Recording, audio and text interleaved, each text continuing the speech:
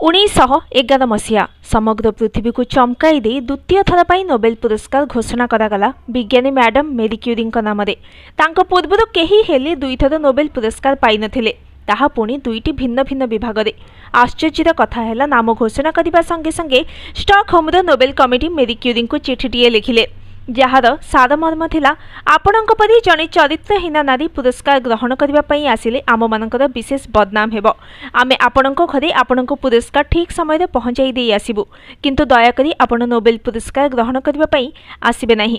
मेरी क्यूरी विस्मित आहत मध्य 8 वर्ष पूर्व स्वामी पियन सहित यौथ भाव में जितेबले नोबेल पुरस्कार पाई असुस्थता हेतु उभयों भितर केही हेले जाई पारि नथिले किंतु एथरे से कहीं जीवेनी से तो कौन अन्याय करना दृढ़ भाव में से नोबेल कमिटी को जणाई देले जे से निश्चय जीवे।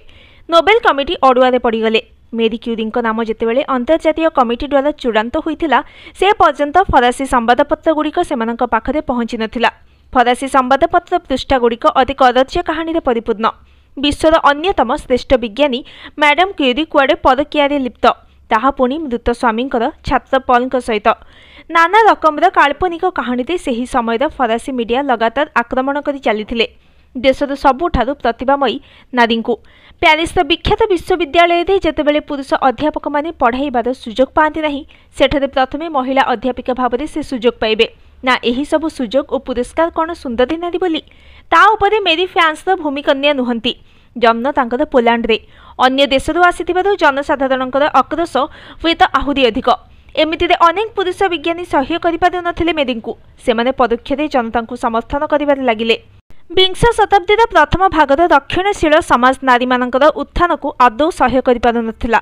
मेरींकु शास्ति देवा बाहନରେ नारी मानकु अवदमित करि रखिबार एही पूर्व सुजोग को रक्षणशील समाज आदौ हातछड़ा करिबाकु चाहु नथिला। स्वामी पियर केवल जीवनसाथी नथिले थिले बंधु गवेषणार सहकर्मी एणु तांक मृत्यु पर मानसिक भाव में भांगी पड़िथिबा मेरींकु एही विषादरु बाहरिबाकु साहाय्य करिथिले पियरकर जने छात्र तथा वैज्ञानिक पॉल। तेबे एही घटनाटी चर्चा को आसे जेतेबेले पॉलकर प्राक्तन पत्नी जेनी मेरींकु हत्यार धमक देबा सहित मेरी और पॉलक भितरे आदान प्रदान होइथिबा किछि व्यक्तिगत चिठी को मीडिया दे दियंती। एणु एक रोचक गुजबरे फरासी सांबादिक पत्र गुड़िक मुखर हो पड़ती। गुस्तेव टेरी नामक जड़े सांबादिक पादे आगक जाई लिखती मेरींकर स्वामी पियर बंची समय यह परकिया प्रीति चली एणु तांकर मृत्यु आदौ दुर्घटना नुहे बरं आत्महत्या। अपरपक्षे विज्ञानी पॉलक रिसर्च मध्य बंद प्राय। सांबादिक गुस्तेम कल्पित कोश्चित कहानी आहत अपमानित और उत्तेजित पॉल गुस्तेम को सम्मुखरे युद्ध में अवतीर्ण होगापी आह्वान जनाई।